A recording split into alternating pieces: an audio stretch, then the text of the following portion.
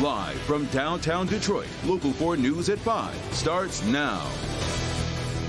Chaos in the classroom. A teacher taken to the hospital after trying to break up a fight between students in Southwest Detroit. Topping our news today at 5, that teacher is out of the hospital and recovering, but you saw it could have been a lot worse. Yeah, it happened late last week at Ninus Dual Language Academy. Sean Lay is live tonight with a look at what happened, Sean. And the district being very open with us about this particular incident, saying they've got a lot of students and incidents do happen. Cell phone video, though, takes you to see the chaos that can happen and things get out of control when a teacher tries to break up one of these incidents. Student cell phone video from inside Ninus Dual Language Learning Academy in Detroit. This video takes you inside a classroom and shows you how quickly incidents turn chaotic, with so many students rushing all at once to get a look. Sit your butts down now! You can hear a teacher trying to regain control. The problem, 2 girls are involved in a fight, and that's when we're told the teacher herself was hurt. It happened last Thursday at the school on McMillan in Southwest Detroit. We're told the teacher was hit in the head as she tried to break up the fight between the girls. Sources say the teacher fell to the floor and she felt dizzy afterwards. Detroit EMS was called to the school and the teacher was transported to the hospital. Tonight, the Detroit Public Schools Community District released this statement to Local 4 reading, quote, "While breaking up a physical altercation Thursday, March 10, a staff member was hit and sustained a light concussion. The staff member is in good condition and reported to school Friday, March 11. The administration followed the proper protocols and the appropriate discipline was issued to the students involved." We asked what the appropriate discipline was for students fighting, coming in contact with the teacher, resulting in injury, and the teacher having to be transported to the hospital. The district tells us the discipline is, quote, "immediate removal from school and a hearing with parent guardian to determine if they can return to school." Back here live, let's talk about how that teacher is doing right now. She was treated and released the day of the incident, went back to her class the next day on Friday. We're told she was back in the classroom again today as well. We're live tonight. Sean Lay, Local 4, back to you. Okay, Sean, thanks. Well, President Biden signed a massive government funding bill today, which includes close to $14 billion in emergency aid for Ukraine. As the White House weighs next steps to punish Russia, President Biden is headed to the region next week to meet with NATO allies. And Congress is preparing to hear from President Zelensky tomorrow morning after talking with the Canadian Parliament today. Alice Barr is in Washington. Good evening. The Ukrainian president's address to Congress is sure to pack an emotional punch and put more pressure on President Biden to step up military support as he tries to balance the risk of escalating the conflict. With the picture from Ukraine growing ever more desperate amid increasing Russian attacks on civilians, President Biden is planning a trip to Europe next week for a summit with NATO allies on responding to the crisis. The president today signing a massive budget bill that includes close to $14 billion in humanitarian and defense assistance for Ukraine. We're going to be able to quickly ramp up our response and help alleviate the suffering that Putin's war is causing. Ukrainian President Volodymyr Zelensky appealing directly to Canada's parliament. You all need to do more to stop Russia, to protect Ukraine. Tomorrow, he'll address the U.S. Congress, expected to push forcefully for a no-fly zone to cut off air attacks and for help delivering fighter jets.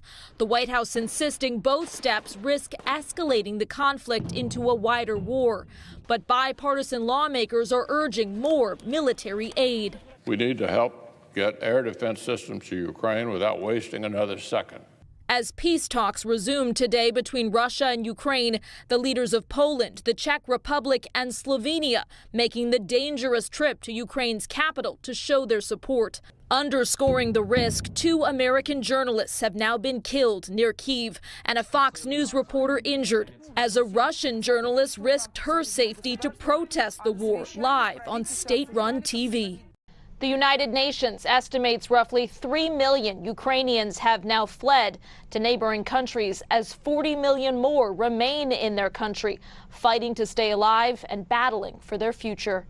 In Washington, Alice Barr, Local 4. All right, Alice. Also today, the walls continue to close in on Russian oligarchs, and that includes Chelsea Football Club owner Roman Abramovich. The European Union has now agreed to follow the UK and impose sanctions on them, including freezing assets and a travel ban. All right, now Michigan drivers are paying on average $4.23 for a gallon of gas. But today, state lawmakers voted on a bill that would drop that price down by temporarily suspending the state gas tax. You'd instead be paying $3.96 a gallon. But here's the thing. Even with the bill passing the state house and the Senate, it's unlikely to actually happen. Mara McDonald is here now to explain why. Mara. Kimberly, the governor has made it clear she is not interested in a repeal of the state gas tax. Rather, her initial thought was ask the feds to repeal the federal gas tax. Let me show you. Michigan's state tax on gas is 27 cents. The federal tax on gas is 18 cents. Whitmer has called on the feds to suspend the federal gas tax, which there has been zero movement on. The Republican-led legislature passed a plan through both houses, final today, that would repeal the state's 27-cent gas tax, with some Democrats joining them. It would suspend that tax for 6 months, but would not take immediate effect because it failed to garner enough votes to give it immediate effect. Late this afternoon, the governor coming out saying she's not signing this bill. She doesn't think it does nearly enough, and it doesn't take effect nearly enough. She points out that things like the $400 rebate checks coming out of the catastrophic claims fund or repealing the pension tax would be examples of things that would really make an impact in people's pocketbooks. We're downtown. I'm Mara McDonald, Local 4. All right, Mara. Last summer, a judge put a halt to the granting of recreational marijuana licenses in the city of Detroit. Instead of waiting to go to trial, there's an ordinance amendment on the table. The result has been a long wait for people hoping to go into business.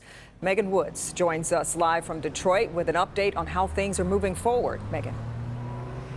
Well, that amendment that they're trying to pass, that had a public hearing earlier this month, and today City Council was expected to take action, but that was postponed, and the community still shared what they had to say. We have been fighting about this for 5 years. Detroiters have been anxiously waiting. Consider this amendment or this ordinance that you think about us that are open. We've been in this struggle for 6 and 7 years. We really need this ordinance to pass. Councilman James Tate said there was a snag in plans. In 2020, City Council approved what's currently on the books as the ordinance, but unfortunately it's caught up in court. Instead of waiting, they decided to move forward with a new ordinance that would amend the language they had before. So what we have before us today are, what I believe is an ordinance that works to address many of the varying concerns within our community. We want to make sure that we use this process to provide restorative justice and balance and equal opportunity. Councilman Coleman Young II believes now is the time to move. In Oakland, in Macomb, even next to us in River Rouge in Wayne County, you have people who are selling marijuana and who are doing well. While the community still has questions, I do have concerns about the special use permit. And the barriers that that's going to create in getting minorities, especially Detroiters, into the business. Councilman Tate believes the city is close to finding a balance. Here we are, all these years later, we're still trying to get it right, but I think we're well on track. And again today, Councilman Tate asked to postpone the vote. They're looking at other options, maybe to add on to this ordinance, but before they even do that, it would have to go to a public hearing if they decide to go that route. A public hearing before the City Council has to vote on it. Live in Detroit, I'm Megan Woods, Local 4. All right, Megan. Now a Local 4 update. The man wanted for a deadly shooting at a Detroit hotel has been found dead. We first told you yesterday at 5 about the shooting at the Normandy Hotel in Woodward. Jamar Tubbs was wanted in connection with that shooting that killed a 46-year-old employee of the hotel. Detroit police tell us he took his own life when he came into contact with officers yesterday. We await further word on the circumstances surrounding the shooting. The days of changing your clocks for daylight saving time could soon be over. It's been a debate for decades. The Sunshine Protection Act passed unanimously today in the Senate. The bill calls for the clocks to move forward again in the spring of 2023 and then stay that way permanently. Daylight saving time started last weekend. It's in effect until November 6th. When it ends, of course, clocks will fall back 1 hour. The bill now moves to the House. If it passes, it would move to President Biden's desk for signing.